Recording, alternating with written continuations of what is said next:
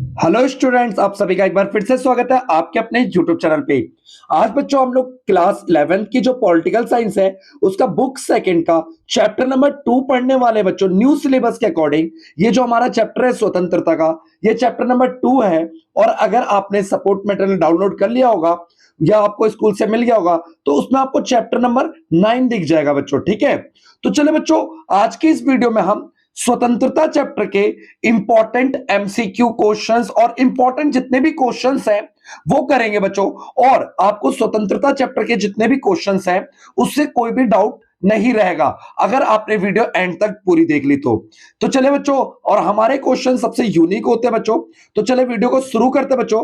पहला क्वेश्चन क्या कह रहा हमारा, क्वेश्चन नंबर फर्स्ट हमारा, स्वतंत्रता शब्द की उत्पत्ति किस भाषा और शब्द से हुई है। तो स्वतंत्रता को इंग्लिश में लिबर्टी कहते हैं और लिबर्टी शब्द की उत्पत्ति लैटिन भाषा के शब्द लिबर से हुई है। किससे हुई है बच्चों? लिबर से, लैटिन भाषा के लिबर शब्द से हुई है। ठीक है बच्चों, क्वेश्चन नंबर सेकंड हमारा, स्वतंत्रता के नकारात्मक स्वरूप का क्या अर्थ है। पूर्ण स्वतंत्रता अथवा किसी प्रकार का बंधन ना होना, बंधनों का ना होना। ठीक है बच्चों, क्वेश्चन नंबर थर्ड है, स्वतंत्रता के सकारात्मक स्वरूप का क्या अर्थ है।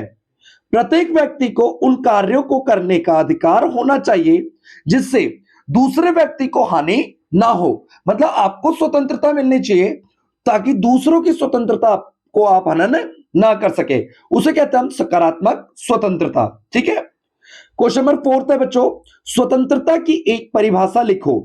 बर्नस के शब्दों में स्वतंत्रता का अर्थ है अपने व्यक्तित्व तथा योग्यता का पूर्ण विकास करना। अपने व्यक्तित्व तथा योग्यता का पूर्ण विकास करना। ठीक है बच्चों, क्वेश्चन नंबर 5 है अगला क्वेश्चन, स्वतंत्रता के नकारात्मक पहलू के समर्थकों का नाम लिखिए। तो बच्चों Locke, Adam Smith, Herbert Spencer, J S Mill, ये सब नकारात्मक स्वतंत्रता के समर्थक थे। अच्छा, क्वेश्चन अगला है छठा, स्वतंत्रता के सकारात्मक पहलू के समर्थकों के नाम लिखो। तो कांट, फिक्टे, ग्रीन, लास्की इत्यादि। आगे देखते हैं बच्चों, क्वेश्चन नंबर 7 है हमारा। बच्चों हमारी वीडियो में सारे इंपॉर्टेंट क्वेश्चंस होते हैं। ठीक है, तो वीडियो को अंत तक जरूर देखें, सपोर्ट करें बच्चों, हमारा बिल्कुल न्यू चैनल है। क्वेश्चन नंबर 7, स्वतंत्रता कितने प्रकार की होती है। तो यहां पे 7 प्रकार की स्वतंत्रता होती है बच्चों। प्राकृतिक स्वतंत्रता, नागरिक स्वतंत्रता, राजनीतिक स्वतंत्रता, आर्थिक स्वतंत्रता, नैतिक स्वतंत्रता, व्यक्तिगत स्वतंत्रता और राष्ट्रीय स्वतंत्रता। अब हम इन्हें एक एक करके देखते हैं बच्चों क्या होता है। क्वेश्चन नंबर 8 है, प्राकृतिक स्वतंत्रता किसे कहते हैं। तो बच्चों प्राकृतिक स्वतंत्रता का मतलब उस स्वतंत्रता से होता है जो मनुष्य को राज्य की उत्पत्ति से पहले ही प्रकृति से प्राप्त होती है। जब राज्य की उत्पत्ति नहीं हुई थी, प्राकृतिक अवस्था में जो स्वतंत्रता मिलती है उसी को प्राकृतिक स्वतंत्रता कहते हैं। क्वेश्चन नंबर 9 है बच्चों, नागरिक स्वतंत्रता किसे कहते हैं। तो नागरिक स्वतंत्रता का अभिप्राय उस स्वतंत्रता से होता है जो व्यक्ति को संगठित समाज का सदस्य होने के नाते प्राप्त होती है। जो मानव है ना वो संगठित समाज में रहता है और संगठित समाज में रहने के नाते जो स्वतंत्रता मिलती है उसी को क्या बोलते हैं, नागरिक स्वतंत्रता। क्वेश्चन नंबर 10 है बच्चों, राजनीतिक स्वतंत्रता से क्या तात्पर्य है। तो राजनीतिक स्वतंत्रता का अभिप्राय उस स्वतंत्रता से होता है जिसके द्वारा नागरिक देश के शासन में भाग लेता है। ठीक है बच्चों, अगला क्वेश्चन है क्वेश्चन नंबर 11 हमारा, आर्थिक स्वतंत्रता का अर्थ बताओ। तो लोगों को अपने जीवन में कमाने की स्वतंत्रता हो तथा उसके लिए उन्हें उचित साधन और सुविधाएं प्राप्त हो, उसी को कहते हैं आर्थिक स्वतंत्रता। ठीक है बच्चों, आगे देखते हैं क्वेश्चन नंबर 12 है बच्चों हमारा, व्यक्तिगत स्वतंत्रता किसे कहते हैं। तो जिसके द्वारा व्यक्ति को उन कार्यों को करने की स्वतंत्रता हो जो उस तक सीमित हो, उसके कार्य को किसी दूसरे व्यक्ति से हानि ना हो, उसे व्यक्तिगत स्वतंत्रता कहते हैं। क्वेश्चन नंबर 13 है बच्चों, राष्ट्रीय स्वतंत्रता से क्या अभिप्राय है।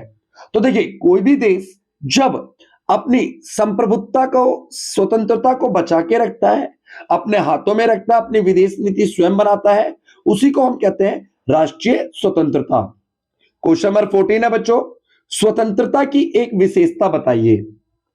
तो स्वतंत्रता निरंकुश, अनैतिक, अन्यायपूर्ण प्रतिबंधों का अभाव पाया जाता है, उसी को स्वतंत्रता कहते हैं। नेक्स्ट क्वेश्चन है बच्चों हमारा, क्या स्वतंत्रता असीमित है। तो देखिए स्वतंत्रता ना असीमित बच्चों स्वतंत्रता पे उचित बंधन लगे होने चाहिए। क्या लगे होने चाहिए बच्चों? स्वतंत्रता पे उचित बंधन।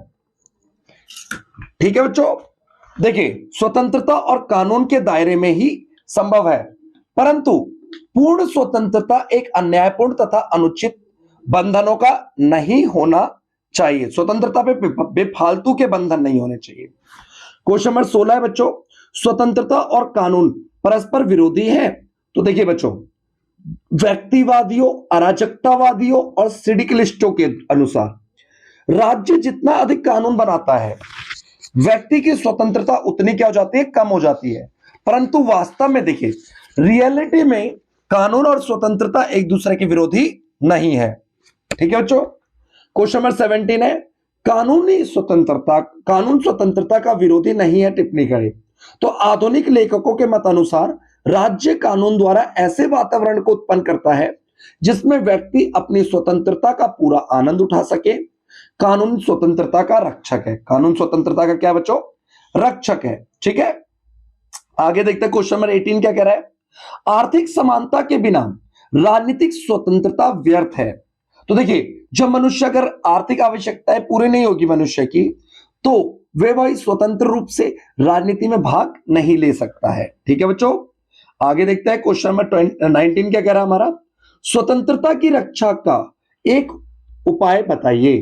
तो स्वतंत्रता की सुरक्षा के लिए प्रजातंत्र, लोकतंत्र की स्थापना करना और नागरिकों के अधिकारों की रक्षा करना। इससे किसकी रक्षा होगी बच्चों? स्वतंत्रता की रक्षा होगी। ठीक है, क्वेश्चन नंबर 20 है, किसके विचार के अनुसार कानून और स्वतंत्रता एक दूसरे के विरोधी है? तो बच्चों मैंने बताया था अभी आपको, व्यक्तिवादियों, अराजकतावादियों और रेडिकलिस्टों के अनुसार कानून और स्वतंत्रता एक दूसरे के विरोधी हैं। ठीक है बच्चों, आगे देखते हैं क्वेश्चन नंबर 21 क्या कह रहा है, स्वतंत्रता के दोनों रूपों के नाम बताइए। तो एक तो नकारात्मक स्वतंत्रता होती है और एक क्या होता है बच्चों?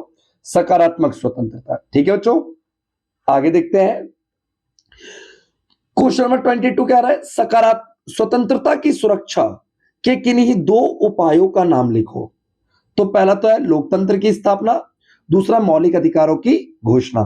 ठीक है बच्चों, क्वेश्चन नंबर 23 हमारा, मनुष्य स्वतंत्र पैदा होता है परंतु प्रत्येक स्थान पर वो बंधनों में बंधा होता है। ये किसने कहा था? तो बच्चों ये कथन रूसो के द्वारा कहा गया था। किसके द्वारा कहा गया था? रूसो के द्वारा कहा गया था। क्वेश्चन नंबर 24 देखते हैं बच्चों, देखिए ऊपर देखिए, इंग्लैंड में शानदार क्रांति कब हुई थी? तो इंग्लैंड में क्रांति आई थी 1688 में। कब आई थी बच्चों? 1688 में। ठीक है, आगे देखिए क्वेश्चन नंबर 25, मैग्ना कार्टा किस देश से संबंधित है? तो मैग्ना कार्टा इंग्लैंड से संबंधित है। किससे संबंधित है बच्चों? इंग्लैंड से संबंधित है। क्वेश्चन नंबर 26, आंग सांग सूकी किस देश की है और उनको संघर्ष की प्रेरणा कहां से प्राप्त होती है? तो आंग सांग सूकी म्यांमार की है। गांधी जी के अहिंसा के विचारों से इनको प्रेरणा मिलती है। क्वेश्चन नंबर 27 है बच्चों, वेरी इंपॉर्टेंट क्वेश्चन है 26, 27, 28। नेल्सन मंडेला की आत्मकथा का शीर्षक लिखिए। तो नेल्सन मंडेला की आत्मकथा जो थी उसका शीर्षक था लॉन्ग वॉक टू फ्रीडम, स्वतंत्रता के लिए लंबी यात्रा। क्वेश्चन नंबर 28 देखेंगे बच्चों, आंग सांग सूकी द्वारा लिखी गई पुस्तक का नाम लिखें। तो आंग सांग सूकी पुस्तक था फ्रीडम फ्रॉम फेयर, भय से मुक्ति।